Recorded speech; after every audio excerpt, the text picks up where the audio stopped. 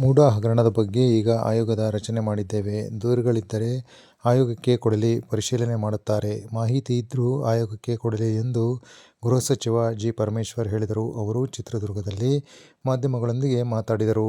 ಬಿಜೆಪಿಯವರಿಗೆ ಸರ್ಕಾರ ಪತನವಾಗಬೇಕಿದೆ. ಆದರೆ ನಮ್ಮ ಆಸೆಯೇ ಬೇರೆ ಇದೆ.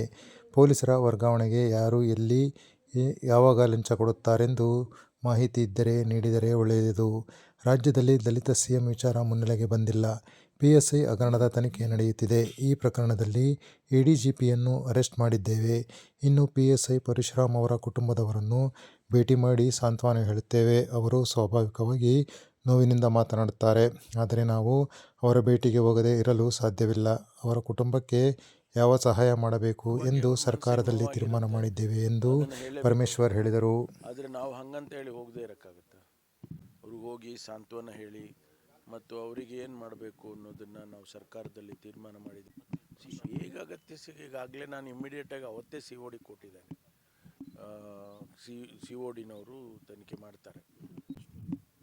ಆಗಲಿ, ಅದೆಲ್ಲ ಈಗಾಗಲೇ ನಾವು ದೇಸಾಯಿ ಅವರ ಕಮಿಷನ್ ಮಾಡಿದ್ದೇವೆ. ಅದ್ರ ಮುಂದೆ ಅವರು ಕೊಡಲಿ, ಏನು ಕೊಡಬೇಕೋ ಅದೆಲ್ಲ ಕೊಡಲಿ, ಪರಿಶೀಲನೆ ಮಾಡ್ತಾರೆ ಅವರು. ಯಾಕೆಂದರೆ ಯಾವುದೇ ದೂರುಗಳು, ಮಾಹಿತಿಗಳು ಇದ್ದರೆ ಅದನ್ನು ದೇಸಾಯಿ ಅವ್ರ ಸಮಿತಿ ಮುಂದೆ ಕೊಟ್ಟರೆ, ಕಮಿಷನ್ ಮುಂದೆ ಕೊಟ್ಟರೆ ಅದನ್ನು ಅವರು ಎಕ್ಸಾಮಿನ್ ಮಾಡ್ತಾರೆ.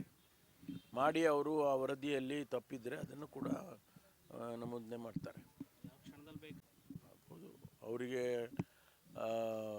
ಆ ರೀತಿ ಅವರ ಬೇಡಿಕೆ, ಆಸೆ. ಆದರೆ ನಮ್ಮದೇ ಬೇರೆ ಥರ ಇದೆಯಲ್ಲ.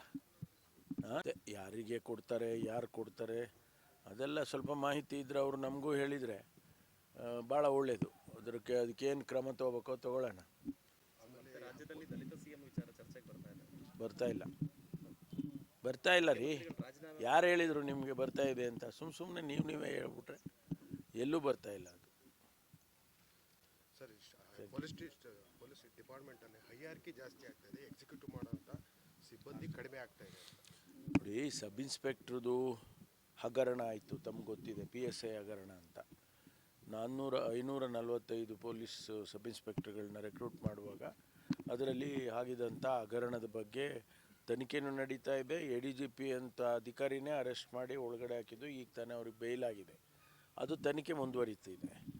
ಇದರ ಜೊತೆಗೆ ನಾವು ರೆಕ್ರೂಟ್ ಮಾಡೋದಕ್ಕೆ ಪ್ರೊಸೆಸ್ಸು ಕೋರ್ಟಲ್ಲೆಲ್ಲ ಸ್ಟೇ ಮಾಡಿದರು, ತನಿಖೆ ಆಗೋದ್ರಿಂದ ಅಥವಾ ಹಗರಣ ಆಗಿದ್ದಕ್ಕಾಗಿ. ಈಗ ಅದನ್ನೆಲ್ಲ ಬಿಡುಗಡೆ ಮಾಡಿಸಿ ಈಗ ರೆಕ್ರೂಟ್ಮೆಂಟನ್ನು ಪರೀಕ್ಷೆ ಮಾಡಿ ಈಗ ಅದು ಲಿಸ್ಟ್ ರೆಡಿ ಮಾಡಿದ್ದೇವೆ.